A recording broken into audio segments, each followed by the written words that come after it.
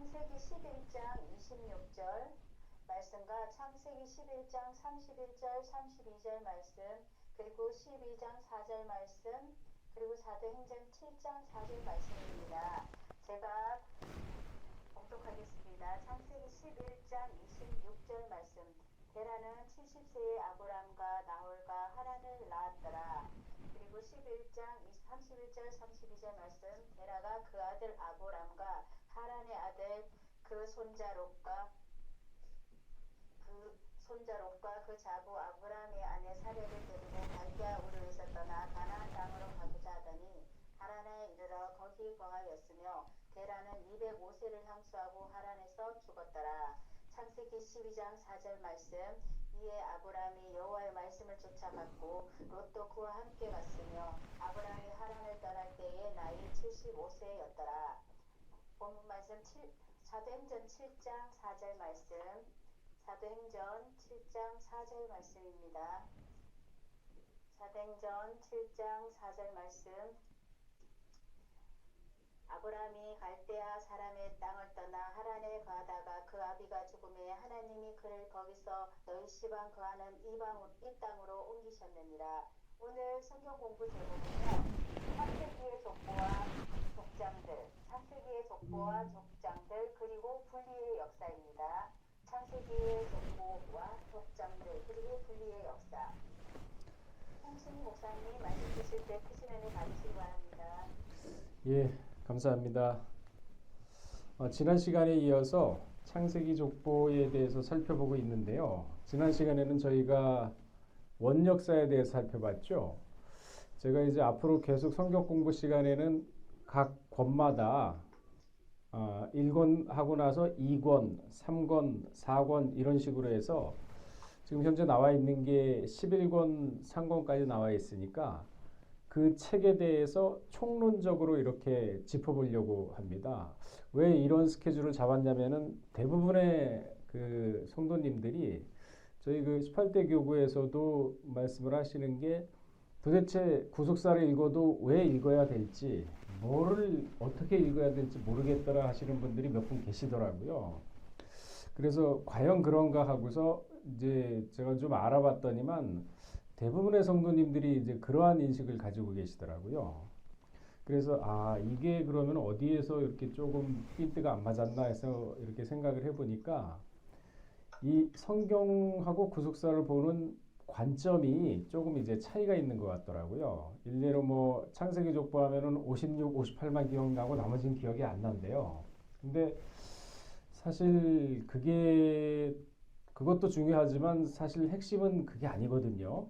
그래서 아마 그 56, 58만 많이 들어가지고 아마 그런 게 아닌가 이런 생각을 좀 해봤습니다. 그래서 지난 시간에 제가 창세기 족보는 원역사라는 게 있고 그 원역사가 과연 무엇인가를 잠깐 말씀을 드렸었는데 마침 또 이제 새벽 예배 때 이제 시간이 돼가지고 그 이제 원역사에 대해서 제가 좀 설명을 드렸습니다. 좀 이제 풀어가지고 설명을 드린 건데 그거하고 연관돼가지고 오늘도 역시 1권 창세기 족보를 그러면은 어떻게 조명을 해야 될 것인가 그런 관점에서 한번 살펴보도록 하겠습니다.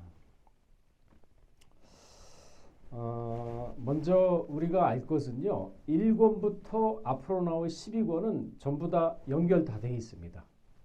통으로 다 연결되어 있습니다. 다만 그거를 우리가 이제 발견하지 못할 뿐인데 이것을 마치 구슬 깨듯이 쭉 깨 나가면은 이 전체적인 맥락이 다 잡히고 그러면은 태초부터 마지막까지 어떻게 이루어진다는 게 다 나옵니다. 우리가 성경의 저자는 누구냐면은 하나님입니다. 하나님. 그 구속사, 하나님의 구속사를 이루기 위해서 인류의 역사를 운영하시고 심지어는 우주 만물까지도 조정하시는 분이 하나님이세요. 그 말씀이 여호수아 10장과 왕하 20장 11절 말씀에도 기록되어 있죠. 해와 달아 멈춰라. 그리고 해를 일령표에서 뒤로 40분 정도 물러나게 해라 했던 그 하나님. 그런데요, 요거를 좀 더 넓게 생각을 해보자고요. 지금 현재 물리학자들이 말하기를 만일 해가 40분 정도 뒤로 물려간다고 했을 경우, 그렇게 한다면 지금 이제 우주를 알고 하는 우리는 지구가 거꾸로 돌아가는구나 이렇게 표현을 할 수 있겠죠. 그러나 당시에는 그렇게 인식이, 지구에 대한 지식이 없었습니다. 그렇기 때문에 해가 멈췄다고 생각을 했던 거죠. 그러니까 때에 맞는 말이 얼마나 아름다운 거. 지금의 때에 맞게 이거를 성경을 해석을 해야죠. 그 지구가 40도 이렇게 40분 정도 뒤로 물러간다고 했을 경우 물리학자들이 말하기를 40분이 아니라 단 1초라도 흐트러진다면은 온 우주가 다 영향을 받는다. 지구 하나뿐만 아니라 태양계뿐만 아니라 온 우주까지도 다 영향을 받는다. 이렇게 지금 얘기를 하고 있거든요. 이것으로 보아서 우주 만물까지도 창조하셨으면서 이 우주 만물을 인간 구원을 위해서 쓰시는 하나님. 그런데도 불구하고 이 우주 안에 계시지 않고 우주 밖에 계시는, 만유 밖에 계시는 하나님이라 그랬거든요. 그러한 인식이 먼저 전제가 돼야 됩니다. 그러니까 아담의 타락은 여러분들 아시다시피 인류에 국한된 게 아니에요. 아담은 타락함으로 인해서 우주 만물까지 영향을 미쳤습니다. 로마서 5장 12절과 15절, 17절, 20절 그 말씀이 정확하게 기록되어 있지 않습니까? 그렇기 때문에 구속한다는 것은 인간의 문제만 된 것이 아니라 육체와 영혼과 우주 만물까지도 동시에 구속을 하는 겁니다. 왜? 땅도 저주를 받았거든요. 그러니까 마지막 재림 때는 단순히 우리가 생각하기에 인간과 육신만 구원받는다 이거 아닙니다. 우주까지도 지금 다 틀어져 버렸습니다. 그래서 사도 바울은 로마서 8장에 뭐라고 얘기하고 있습니까? 3대 타락을 얘기하고 있죠. 피조물의 탄식, 성도의 탄식, 성령의 탄식. 그러니까 마지막 때 재림 때 모든 구속의 역사가 성취되는 날엔 이 우주의 3대 탄식이 그치고 전 우주가 회복되는 영광스러운 순간이 온다는 거죠. 그러니까 우리 구속은요, 인간만 구속을 생각할 게 아닙니다.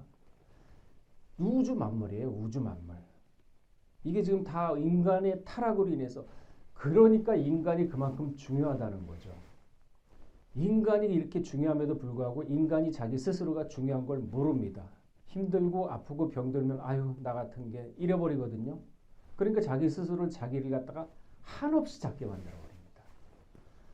말씀을 받은 자는 신이라 하였거늘 그 얘기는 전혀 딴 사람처럼 여깁니다. 그러니 삶이 구차하고 힘들고 어렵고 하루하루 살아가는 게 육신에 져서 살아가는 게 인간이거든요.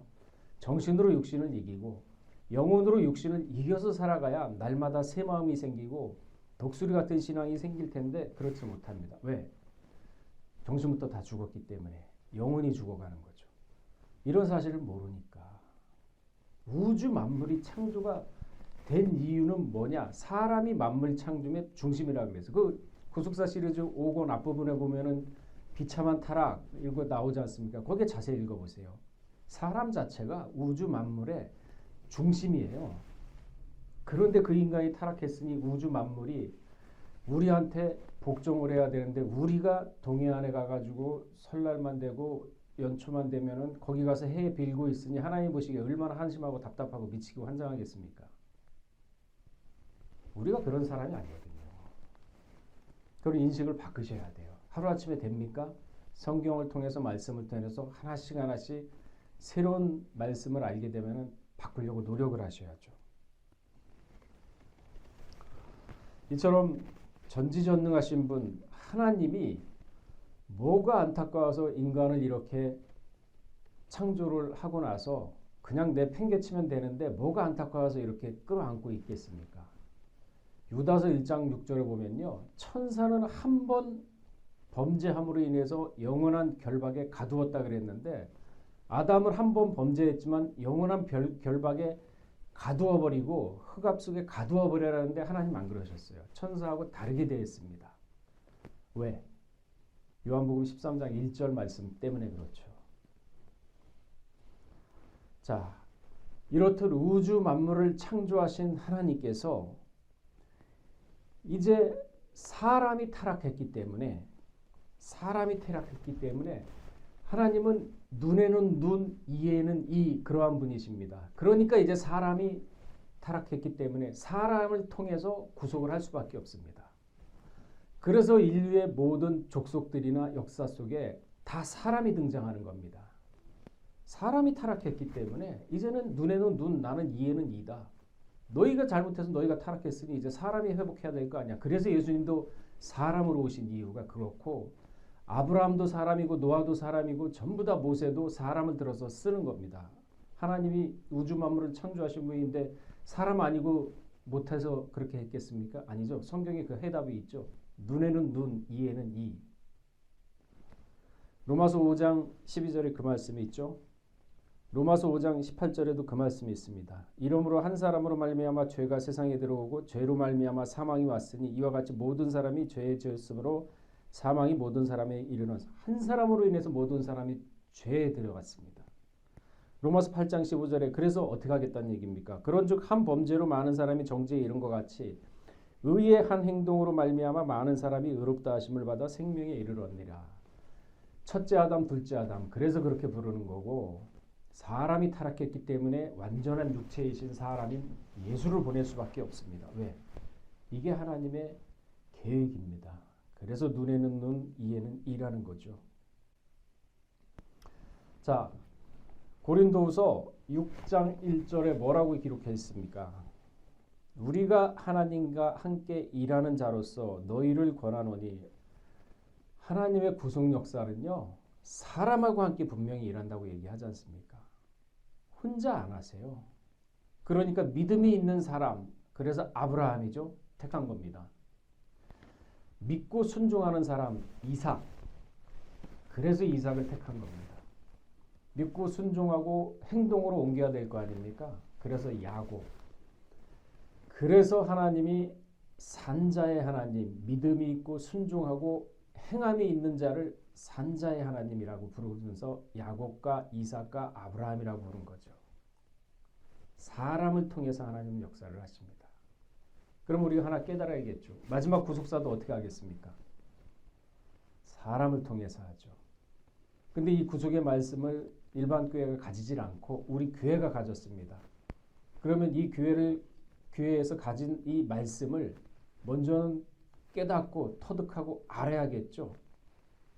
그래야 한 사람이 나가서 3,000명을 전도할 거 아닙니까? 세상을 바꿀 거 아닙니까?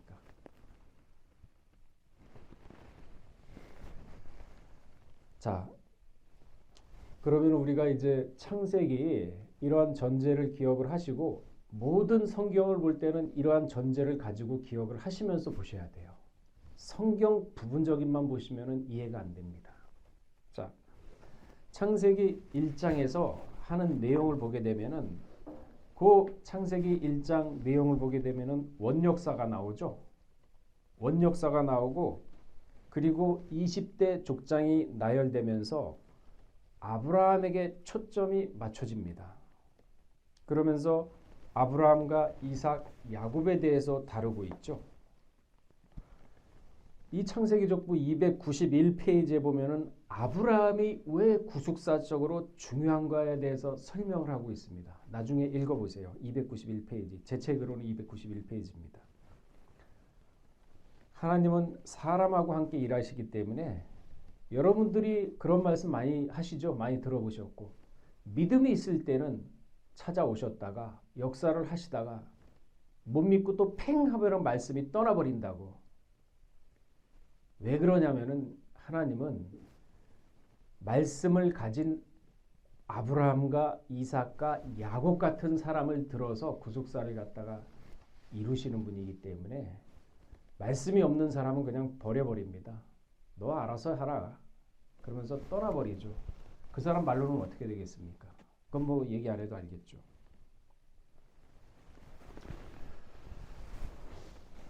그러니까 아브라함을 태어나게 하시고 아브라함이 역사 속에서 함께 일해가는 모습, 그거를 우리는 성경 속에서 볼 수가 있죠. 그런데 이거를 대부분의 사람들은 성경을 신화다, 이거는 역사가 아니다 하고 치부를 해버립니다. 그러다 보니까 창세기 족보 69페이지 제일 앞부분에 뭐라고 먼저 선포를 하고 있냐면은 연대 계산의 기준점 하면서 연대의 중요성을 먼저 설명을 하고 있습니다. 또 한번 읽어보세요. 69페이지쯤에. 왜 연대가 중요한 건지, 이 연대가 있음으로 인해서 역사적인 사실로 증명이 되는 것이고, 그래서 민경구의 왓사는 서평에다가 성서는 역사라고 한 이유가 있는 것입니다. 성경은 역사이기 때문에 이 역사적인 사실이 있고, 그 역사적인 연대수는 나열을 하고 앞뒤를 맞춰보다면 하나님이 어떻게 구속 역사를 이뤄갔는지 발견할 수가 있는 거죠. 그걸 찾아내는 거죠.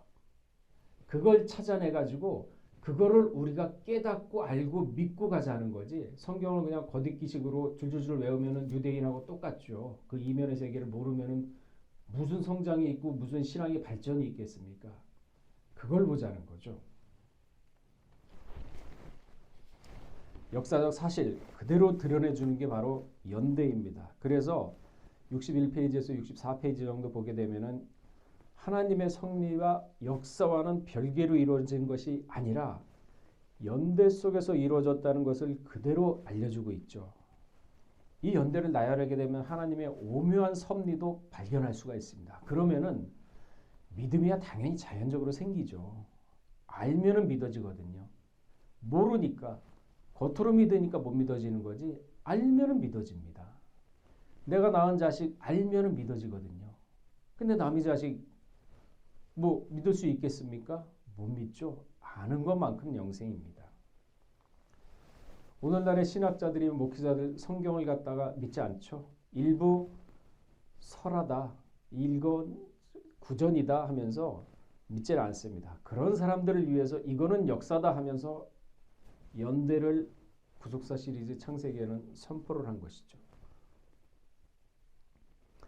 그러니까 그 연대를 쭉 계산을 해보게 되면은 아담이 타락한 이후에 그 회개와 신앙과 믿음이 56년, 58년이라는 시간을 거쳐서 라멕과 노아와 아브라함에게 전해져 내려왔다는 게 바로 56, 58의 근거죠. 그러면서 127페이지에 보면은요, 동시대라고 나옵니다.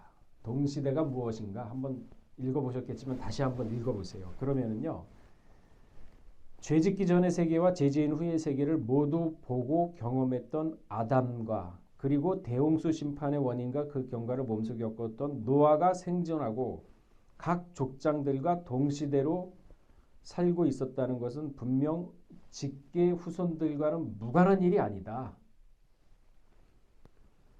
많은 신앙적인 영향을 미치고 있었다. 그래서 56, 58이 중요하다는 거죠. 왜? 역사적인 증거가 되니까. 그러니까 56, 58에 너무 얽매이지 마세요. 이거는 동시대로 살아 있었고 역사적으로 이렇게 살아 있었기 때문에, 56년, 58년을 살았기 때문에 우리 추석 때 명절 때도 얘기를 하지 않냐. 뭐 가족끼리 서로 얘기를 하면서 신앙이 전수된 거를 이거는 역사적으로 보여주는 거 아니냐. 왜? 그때는 인터넷도 없었고 휴대폰도 없었기 때문에, 편지도 없었고, 그러니까 이렇게 말로써 전해가지고 신앙이 내려온 게 참 기가 막히지 않느냐. 근데 이스라엘 백성은 대단해요. 430년 요셉이 죽고 나서 내 시체를 가지고 가라 그랬는데 그 말이 들었던 사람은 다 죽었음에도 불구하고 그 후대가 그 얘기를 지켰거든요. 가져가거든요. 그러니까 대단한 민족입니다. 우리나라는 그럽니까? 뭐 엄마 아버지 돌아가시면 벌써 손주 애들은 뭐 언제 그랬냐는 듯이 그 얘기는 다 잊어버리거든요.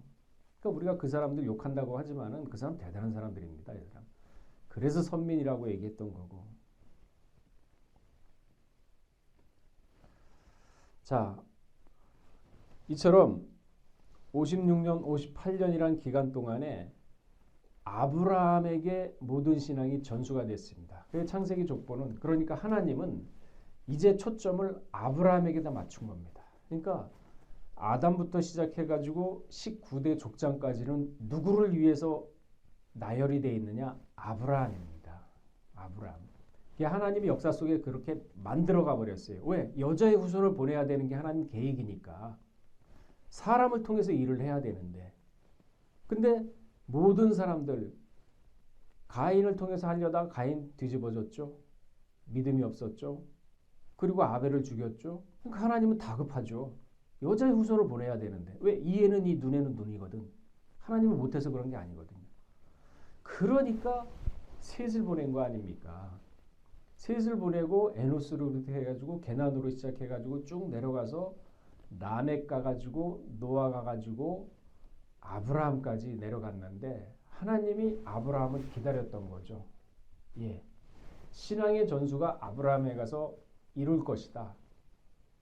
그렇게 하나님은 아브라함을 믿었던 거예요. 만약 거기서 아브라함이 믿지 않고 돌아진다 그러면 그만큼 구속의 역사의 시간은 늦어지죠. 광야 때 문둥병 걸려가지고 욕했던 아론 그리고 미디암이 욕을 하니까 문둥병에 들어가서 7일간 출발을 못했죠. 7일간 늦어진 거 아닙니까? 하나님의 구속 계획이. 마찬가지예요. 아브라함이 안 믿었으면 구속 계획이 늦어집니다. 모든 계획 속에서 움직이는 건데. 자, 오늘 본문에 보시면요. 아브라함에 대해서 얘기를 하고 있습니다. 이 아브라함을 그러면 하나님은 얼마나 기대를 하고 있었는지 그의 행적을 우리가 4천년 전으로 돌아가서 살펴봐야겠죠. 2166년 사람이니까. 아브라함은 내 아비와 친척집을 떠나라고 했을 때 지체 없이 떠났습니다. 이것은 하나님을 경외하지 않았다면 75세 늙은 사람이 결정하기에는 쉽지 않은 것입니다. 그래서 창세기 족보 결론 부분 분리의 역사를 보게 되면은요. 아브라함의 신앙의 결기를 엿볼 수가 있는 거죠. 롯도 떠났고 그 친척집도 떠났고 이스마엘도 분리를 했고 이삭도 분리를 했고 이게 평상시에 가능한가요? 아브라함을 우리가 떨어뜨려 놓고 아유 성경에 있는 사람이니까 우리하고는 상관없어 그러면은 절대 신앙에 발전 없습니다. 그렇게 생각하면 안 됩니다. 성정이 같아요. 우리하고 똑같아요. 예수님도 성정이 우리 똑같습니다. 죄만 없을 뿐이지. 그렇게 믿는다 그러면은 부활도 없습니다. 변화도 없습니다. 믿는 대로 되기 때문에. 자, 아브라함 평상시에도 하나님의 삶을 인정을 했죠. 잠언서 3장 6절에도 그 말씀이 있습니다. 너는 범사의 그를 인정하라. 그리하면 내 길을 지도하시리라. 아브라함은 범사의 하나님을 인정을 했죠. 그러면은 하나님이 아브라함을 선택한 데는 뭔가 특별한 이유가 있을 텐데 아 그렇구나 이런 분리의 신앙을 가지고 있었구나 하는 걸 우리가 엿볼 수 있죠. 아니 괜히 선택을 했겠습니까 하나님이. 그러면서 동시에 아브라함 속에는 아브라함의 인생을 보게 되면은 10계명의 그림자도 거기서 볼 수가 있죠. 사도행전 7장에 보면은 스데반의 설교가 나오죠. 거기서 그 아비가 죽음에 그러니까 7장 4절에 그 아비가 죽음에 하나님이 그를 거기서 너희 시방 거하는 이 땅으로 옮기셨느니라. 우린 지금 아브라함을 하나님이 선택했는데 이 사람은 도대체 왜 선택했는가? 이 사람이 우리하고 다른 게 뭔가? 우리가 이 사람한테 배울 게 무엇이고 이 사람이 어떠한 신앙을 가지고 있느냐? 우린 지금 그걸 찾아내는 겁니다. 자, 창세기 11장 26절에 데라는 70세에 아브라함을 낳았으며 32절에 205세를 향수하고 죽었더라 했습니다. 그런데 아브라함이 하란을 떠날 때 그의 나이 75세라 이렇게 오늘 본문에 기록하고 있죠. 그러니까 아브라함이 하란에서 떠날 때 데라의 나이는 145세였습니다. 그러니까 데라가 205년에 죽었으니까 아브라함이 떠나고 나서도 하란에 60년 동안 더 살다가 아버지 데라가 죽은 겁니다. 그런데요. 사도행전은 아비가 죽음에 이렇게 표현을 하고 있거든요. 아니 분명히 살아있을 때 떠났거든요. 근데 아비가 죽음에 이런 식으로 얘기를 하고 있습니다. 자, 이것은 육신적인 죽음을 의미하는 게 아니라요. 아까 보셨죠? 아브라함의 분리의 역사. 고향도 떠나고 자기 아들까지 하나님께 제물로 바치기 위해서 죽이려는 믿음을 가지고 있는 아브라함의 마음 가운데 바로 데라를 정을 끊어버린 겁니다. 뭐를 위해서? 말씀을 위해서. 말씀을 위해서 끊어버립니다. 그래서 스데반은 그 신앙의 가치를 높이 펴서 데라를 죽었다고 표현을 한 것이죠. 아브라함의 분리의 신앙이죠. 그렇다면 하나님은 이 아담이 타락해가지고 그 원죄를 가지고 있는 지금 우리에게도, 물론 아브라함에게도 분리의 역사를 갖다 요구했고 분리의 신앙을 요구했지만 우리에게도 분리의 신앙을 요구를 하고 있습니다. 그럼 하나님 왜 분리를 요구하실까요? 이유는 단 한 가지입니다. 하나님은 질서의 하나님이죠. 죄를 보지 못하시는 분입니다. 선하신 분이죠. 죄와 선이 공존할 수가 없습니다. 근데 우리 사람은요, 항상 두 마음을 품고 있습니다. 죄와 선이 공존할 수 없기 때문에 반드시 죄와 악이 분리가 돼야 됩니다. 그래서 하나님 뭐라 그랬습니까? 내가 거룩하니 너희도 거룩하라. 이게 하나님의 백성의 자세입니다. 태도고, 그리고 마음가짐이고 생활입니다. 레위기 11장 45절에. 베드로후서 2장 5절에도 그 말씀이 있죠. 경건치 아니한 자들을 세상의 홍수로 쓸어내렸다 그랬어요. 이 분리의 신앙을 가지고 거룩하지 못하고 경건함이 없으면 심판의 대상이 됩니다. 자, 우리 아까 분리 얘기를 하셨는데, 말씀을 드렸는데, 아브라함이 그냥 분리 했다. 뭐 스데반이 사도 요한이 스데반이 사도행전에 7장 4절에 분리를 했기 때문에 뭐 아브라함 분리했나 보다 이렇게 하는데, 그러면 여러분들 분리를 하고 있습니까? 제가 예를 하나 들어가 보겠습니다. 북한에서요 70년대에 저기를 했습니다. 고속도로를 공사를 하면서 그 안에 사람들 한 20여 명을 발견을 했어요. 근데 그 20여 명의 사람들이 예수를 믿고 지하에서 예배를 드렸던 사람들입니다. 그런데 그 예배를 드렸던 사람들이 공사하면서 땅을 파니까 지하에서 발견된 거예요. 그래서 그 사람들을 보위부에 끌려가가지고 신문을 하는데, 예배를 드리는 기독교인들이라는 걸 알았거든요.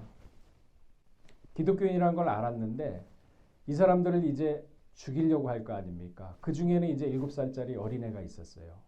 그러면서 두려움에 떨면서 죽이려고 하니까 엄마한테 어떡하냐고, 난 어떻게 해야 되냐 그러니까 신앙교육을 잘 시켰습니다. 그러니까 거기에서 엄마가 아이고 내가 잘못했다고 예수 안 믿겠다고 이렇게 얘기를 하진 않았거든요. 뭐라고 얘기를 했냐면은, 봐라, 네가 가지고 있는 신앙, 네가 예수님을 믿는다면은 지금 죽어도 너는 예수님 품으로 간다. 그러니 겁먹지 말고 두려워하지 말라 해가지고 그 20명이 전부 그 자리에서 다 잔인하게 죽었습니다. 그러면은 생각을 한번 해보세요. 그 양반은 분리의 신앙을 가졌던 분입니다. 앞으로 이러한 일이 있을 거예요. 어느 시대인지 어느 때인지는 모르지만은, 그러면 여러분들 예수 믿는다고 하면서, 하나님 믿는다고 하면서 분리의 신앙이 없다 그러면 내 처자식, 내 남편, 내 자녀 죽인다고 하면은 거기서 흔들리지 않을 신앙 지금 가지고 있냐 이거죠. 아브라함은 이삭까지도 자기 손으로 죽이려고 그랬어요. 그냥 말로만 분리가 아닙니다. 과연 내가 그러면 그 상황에 처했을 때 내가 진짜 하나님을 부인하지 않고 할 수 있겠느냐? 그런 분리의 신앙을 내가 가질 수 있겠느냐? 물어본다 그러면은 여러분 양심은 알 거 아닙니까? 막연하게 분리의 신앙 그게 아닙니다. 그렇게 했음에도 불구하고 아브라함은 나중에 이삭을 바쳤을 때 하나님이 이제야 내가 너를 믿겠다고 했습니다. 그러니 아담이 타락한 게 얼마나 심하고 그 비중이 얼마나 큰지 우리가 조금은 깨달아야 돼요. 이게 바로 지금 창세기 족보에서 하고 싶은 얘기입니다. 56년, 58년 동안 신앙을 전수받아가지고 아브라함이 결과를 맺은 게 분리의 신앙이고, 그 분리의 신앙의 결과가 이삭을 바침으로 인해서 하나님으로부터 아브라함이 인정받은 거죠.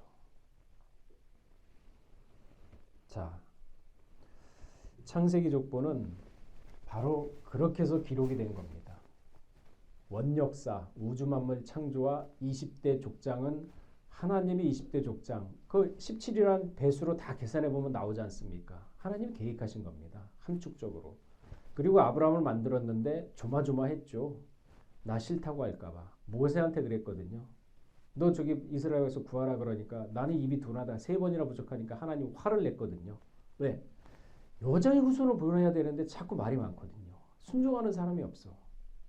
그러니까 아브라함도 그렇게 해가지고 20대 족장만에 끌어왔는데 다행히 아브라함은 성공했죠. 이삭을 바침으로. 그때부터 이제 믿음의 발판이 시작이 된 거죠. 그래가지고 결국은 예수를 보낼 수가 있었던 그 조상이 된 거죠. 그래서 마태복음 1장 1절에 아브라함과 다윗의 자손, 아브라함이라고 시작을 한 겁니다. 아담으로 시작을 안 하고. 그거를 아브라함의 중요성을 창세기 족보에서 드러내주고 싶었던 거죠. 드러내주고 싶었던 거기 때문에 창세기 족보를 썼던 거고. 자, 그러면은 제가 아까 서두에 창세기 족보부터 12권까지 이제 나오게 되면 다 연결이 되어 있다 그랬는데 이 권에서는 핵심이 뭔가요? 그러면 아브라함한테 했던 이 횃불 언약에 이루어지는 게 어떻게 이루어지느냐? 그게 연대기적으로 계산해 보면 나오지 않습니까? 그래서 그 횃불 언약에 이루어지는 과정, 거기에서 핵심되는 과정이 바로 광야 노정으로 나타나죠. 8권은 뭡니까? 그 과정 속에서 어떻게 나왔느냐? 10가지 재앙. 그걸로 나왔다는 게 8권이고 그러면 광야 노정 속에서 이스라엘 백성들하고 애굽 사람들하고 아니 세상 사람들을 어떻게 구분을 하느냐? 구분하는 방법은 오늘 보셨던 아브라함이 대인계명 대신계명 떠나라 그랬을 때 아브라함은 당시에 십계명은 없었습니다. 그런데 대인계명 대신계명을 아브라함은 그대로 순종하고 있었어요. 하나님을 두렵게 믿었기 때문에 떠났고 그리고 부모를 갖다가 공경해가지고 떠나지 못했는데 하나님이 명령해가지고 아 이건 아니구나 떠나야겠다 해가지고 60살 남았지만은 데라가 떠나고 나서 60살을 살았지만은 데라의 명령, 부모를 사랑하는 효도하는 마음이 있었기 때문에 쉽게 못 되놨던 거거든요. 대인계명, 대신계명이 다 들어갔어요. 자, 그러면 이스라엘 백성들은 어떻게 구분을 하느냐? 이스라엘 백성들이 애굽 사람과 세상 사람 어떻게 구분하느냐? 그게 바로 십계명입니다. 신의 산의 중계. 그게 7권이고 그리고 그 안에서 세부적으로 나온 성막과 대제사장. 그게 바로 6권 아닙니까? 광야에서 다 주셨던. 그리고 나서 가나안에 들어가서 왕권 시대나 이런 시대를 기록해 놓은 게 4권, 5권이고 그 직전이 바로 사무엘 시대입니다. 그러나 이렇게 쭉 역사가 성경은 이렇게 다 연관이 돼 그 구속사는 연관이 되어 있지만 하나 우리가 분명히 알 것은 예수를 보내려고 하는 보이지 않는 신рат은 절대 잊어버리서는 안 되죠. 그걸 놓쳐서는 안 되죠. 그렇게 봐야지만 성경이 통으로 연결이 되고 전체적인 맥락에서 성경을 볼 수가 있고 그리고 전체적인 맥락에서 깨달을 수가 있는 거죠. 그래야 믿음이 생기는 거죠. 덮어놓고 믿습니다 하고 됩니까? 그래서 창세기 족보부터 전체가 다 연결이 되어 있고 마지막에 에스겔 성전은 새하늘과 새 땅의 그림자 아니겠습니까? 그러니까 그러한 관점에서 놓치지 마시고 아 예수를 보내는 우주 만물을 창조하신 하나님이 뭐가 안타까워서 그렇게 고생을 하셨나. 그러한 관점에서 보면은 남 얘기처럼 들리지 않을 겁니다. 자, 말씀을 이제 정리하겠습니다. 이에는 이, 눈에는 눈이라고 했어요. 분명히 하나님은 반드시 똑같이 이루고 똑같이 보복을 하십니다. 이스라엘 백성들이 아니 나중에 믿는 성도들이 큰 환난과 고통과 아까 제가 북한에 대한 순교 얘기도 했지만 그 피값 사가랴의 제단에 들어가 있던 피까지 나중에 그대로 다 보복을 하세요. 그게 바로 마지막 심판날입니다. 그래서 14만 4천은 보호해주고 나머지는 처절하게 잔인하게 하나님 보복하십니다. 그 성경에도 있잖아요. 아말렉 군대 멸절하라 그랬는데 안 했죠. 이게 하나님입니다. 그래서 요한복음 13장 1절에 자기 백성을 사랑하실 때 끝까지 사랑하는 이유가 거기 있는 것입니다. 그러면 여러분 아브라함 같은 신앙, 분리의 신앙 가지고 없다 그러면 사비부 보험 못 받습니다. 적당히 세상의 반, 적당히 신앙의 반. 그게 예수는 뭐라 그랬어요? 덥든지 차든지 해라 이렇게 얘기했지 않습니까? 아담이 잃어버렸던 거는 말씀입니다. 그래서 하나님은 이에는 이, 눈에는 이, 마지막 때 우리가 가져야 될 걸 호세아서 14장 2절에 분명히 얘기하고 있죠. 너는 말씀을 가지고 여호와께로 돌아와서 아뢰기를 모든 불의를 제하시고 선한 바를 받으소서 우리가 입술로 송아지를 대신하여 주께 드리이까. 아담이 잃어버렸던 거 눈에는 눈, 이에는 이 말씀 찾아가야 됩니다. 근데 말씀 다 놓치면 어떻게 해요? 안 되죠. 듣고 한 귀로 듣고 한 귀로 흘려버리고. 여러분 앞으로 이렇게 어느 때가 될지 모르겠지만은 이렇게 목사가 전도사가 얘기하는 성경 말씀 이거 배울 날 이제는 없어요. 성경의 성자도 나오면은 안 됩니다. 예수 믿는다 그러면 쌀도 안 팔아요. 기름도 안 줘요. 그러면은 여러분들 그때를 미리 생각을 하고서 지금부터 요셉처럼 풍년의 시대인데 흉년을 준비하고 있습니까? 푸른 나무한테도 이 같은데 마른 나무가 오죽하랴. 성전 밖에 측량하지 말라 그랬어요. 성전 안에만 측량하라 그랬어요. 이제 시대가 바뀌었습니다. 이제 남볼 때가 아닙니다. 정신 바짝 차리고 이제는 창세기 족보 1장에서 얘기하는 핵심 분리의 신앙을 가질 때입니다. 하루하루 상고하면서 기도하면서 그렇지 않으면요 다 떨어져요. 말씀 받고 이제는 한번 우리가 뒤집어 엎어줘야 돼요. 그 말씀 많이 하시지 않습니까? 부침개 할 때 밑에만 노릿노릿하고 위에는 안 뒤집으면은 밀가루가 그냥인데 그거 먹겠냐고 확 뒤집어가지고 같이 노릿노릿해야 지지직하고 맛있지 않느냐. 그거 진짜 부침개 얘기하는 거죠 아세요? 아니에요. 이제는 한번 우리도 신앙적으로 뒤집어져야 됩니다.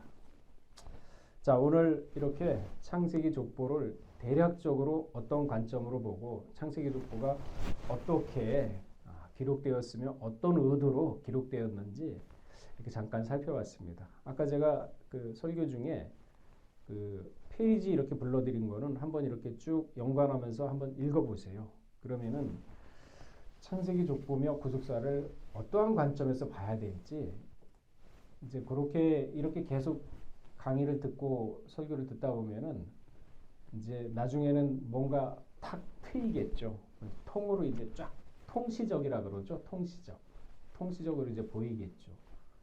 그게 보여야만 믿음이 성장하는 거지 맨날 믿습니다 한다고 되지는 않습니다. 알아야 됩니다. 자, 우리 잠깐 기도하겠습니다.